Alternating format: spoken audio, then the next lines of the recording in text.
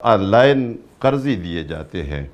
جو کچھ ادارے بنے ہیں، باقاعدہ وہ ایک پورے سسٹم بنے ہیں جو آن لائن لون دیتے ہیں، اور پھر اس پہ سود در سود وہ چڑھتا رہتا ہے۔ اگر وہ اسی زمانے میں ادا نہ کیا جائے، مثلا ہفتے میں یا 10 دنوں میں یا مہینے میں، جو ان کی شرائط ہے، اگر وہ ادا نہ ہو تو سود چڑھتا ہے، اور اگر وہ سود ادا نہ کیا جائے تو وہ تو FIR درج کرتے ہیں، ان کا پورا ڈاٹا بچوں کا ان کے پاس تو ان کے جا چکا ہوتا ہے۔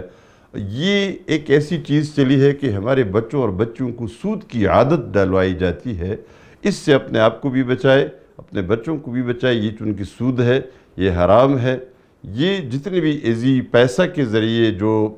سلسلے چلتے ہیں، ان سلسلوں سے اپنے آپ کو بچائے۔ آن لائن جتنے قرضے ہیں،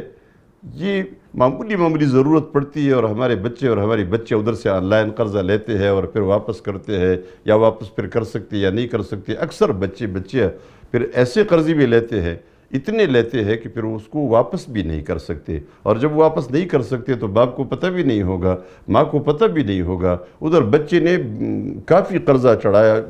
ہوتا ہوگا، اور اس کے بعد پھر جب اگر وہ ادا نہیں کریں گے تو ظاہر باتیں کارروائیاں ہوتی رہیں گی، مسائل پیش آئیں گے،